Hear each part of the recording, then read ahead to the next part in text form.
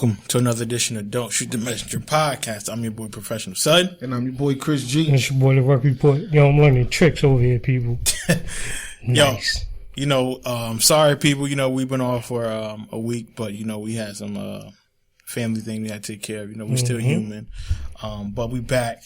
Without further ado, we're going to jump into it. UFC 202. Chris. Like I said, I caught the highlights of it.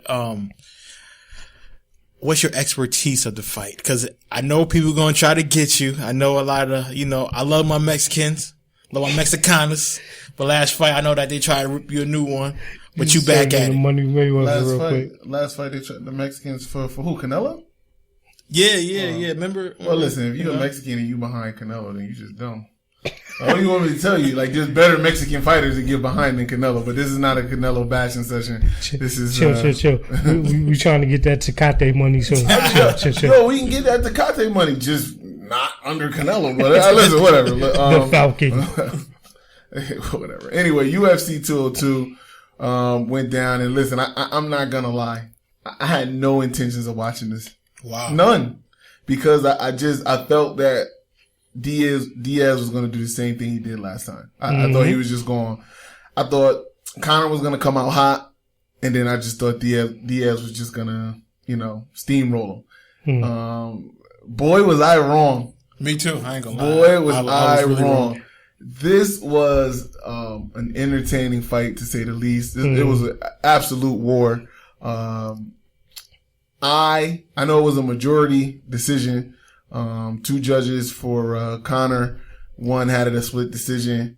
I didn't judge it that close.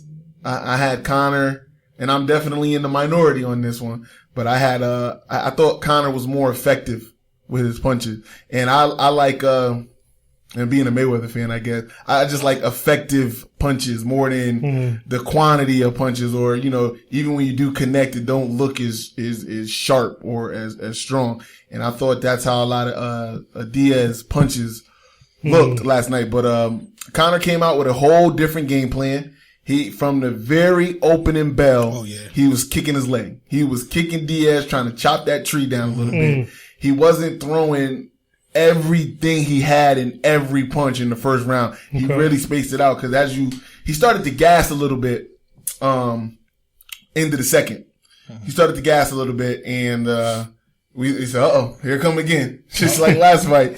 But he was able, since he didn't, try to throw a bomb with every punch, he had a little bit left in the tank. He had a little bit left in the reserve, and he was able to stretch it out. And I gotta say, shouts out to Conor.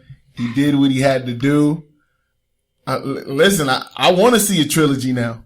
Yeah. You know what I mean? It gotta be. When you get a fight like that, you want to see a trilogy. The first fight makes me go, yeah, I'm good. I don't want to see that again. The second fight has me saying, you know what? Let's close this chapter. And Conor said if he fights Diaz again, it's going to be on his terms. He's going to come down to 155 to fight him. He ain't going up to 170 to fight him. So, wow.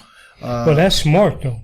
That is a smart move on Conor. And I think that he earned that since he did win the second fight. Listen, the second fight, I would say he hurt him worse. I mean, even though he was real flashy, he hit Diaz with flashy things in the first fight, spinning back kicks, and he was just throwing just left hand bombs on him in the first one. This one, he knocked him down 3 times with straights and hooks. It was one jab that he caught him with, put him right on his butt. So shouts out to the notorious one. Yeah. Conor definitely backed up all his mouth, because he had a lot of mouth coming into this one. He had a lot of mouth, and he had a good game plan. Him and his team came up with a good strategy. I thought they worked it very well. They played to his strengths. He did not let it go to the mat until the last 30 seconds of the last round. At that point, it was, irrelevant. Yeah, man, shouts out. Good fight. Good fight. One of the best fights I've seen this year in the UFC.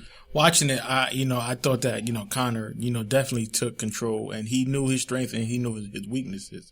Like any fight I watch, I mean, like the guy, he's definitely one of the, best fighters that I've seen in a long time. But I just like him because he talk junk, but he can back it up. You know what I mean? It's not too many guys. Even the first fight, I think that he just got out of his comfort zone. But I think this fight, you seen him. He said, I was just kicking him, and he said that even in the post fight conference, he was saying that his shins is hurting, but it was well worth it. But he got to to be able to put him in his own space, and he got to be able to do what he want to do. So shouts out to Conor, shouts out to Diaz, man, because it was definitely a good fight. But I think that the third fight, it's going to be something. Definitely. It's definitely going to be a war. The thing I didn't know first, I didn't know Diaz threw as many punches as he did. He threw a lot. I didn't know he was as active as he was in a lot of his fights.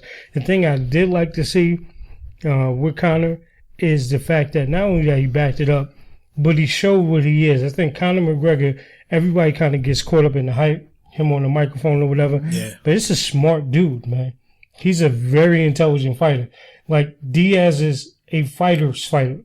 You know what I mean? He's going to come in, he's going to throw, but he's trying to really just knock you out, take you out. Right. Kind of used a strategy that probably Diaz wasn't ready for, but the makings for the third fight is going to be epic. I can't wait to see that. So that's going to be dope. So to wrap it up, Chris, if you had to pick, and again, it's kind of naive of us to pick so early, but people want it. Who would you pick for the third fight?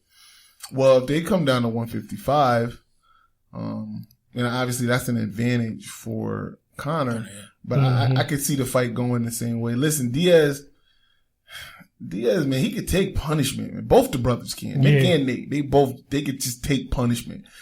So if you want to go in there trying to beat them up and just, that's maybe not the smartest thing to try to do. Have a strategy, stick to it, don't go to the ground. And I think the fight would probably go the same exact way it went last night, as long as Conor stays focused. Like, have the same exact game plan. Maybe work on his condition a little bit, because he did look gassed at the end of the second, beginning of the third, and he did look gassed towards the end of the fight as well. He was taking big, deep breaths, as Joe Rogan was, explaining during the fight, and he was doing a boxing technique when you get separation and then you walk diagonally as far away as you can from the other person to catch your breath. And long as I would say, if it was anything he needed to work on, it maybe conditioning, because I thought he was in better shape, but maybe when you fight in a fight like that, just it don't even matter. Yeah. You know what I mean? But that's the only thing I would say.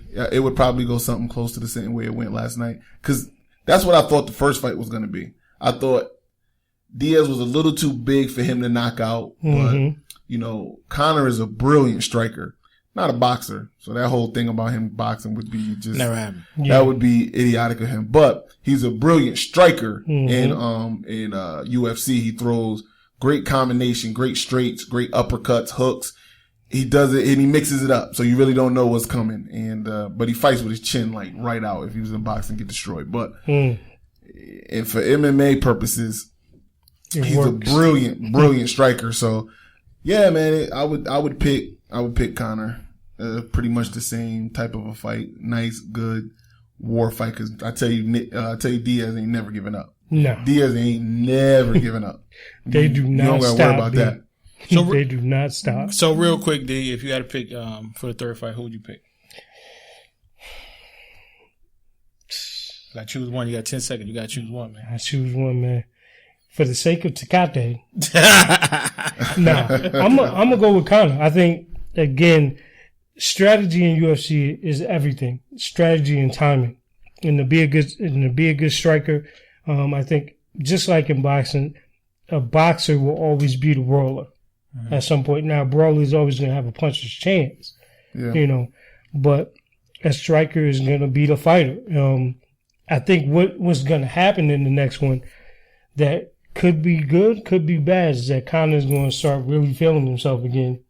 And he may try to be a little bit too flashy. Ooh, okay. And a little bit too flashy with Nick Diaz is going to get you hurt. Nate Diaz. Nate, I'm sorry. Listen. That's not even, it's for some reason, I find like MMA fans, for whatever reason, when you get Nate and Nick mixed up, they get so upset. Like, you don't know what you're talking about. Exactly. It's Nate, not Nick. It's just like Chinese and Japanese, right? Yeah. Like Haitian and Jamaican. Shut the blood fire. Next subject, please.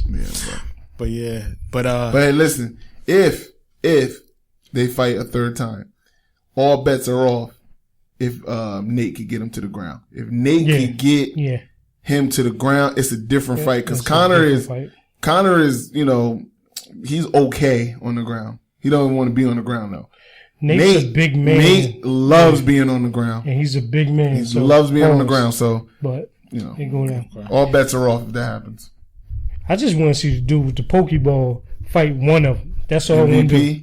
It's not his weight. I wish he would come up because I just want to see if he can catch somebody. Because that Pokeball trick, yo, team go.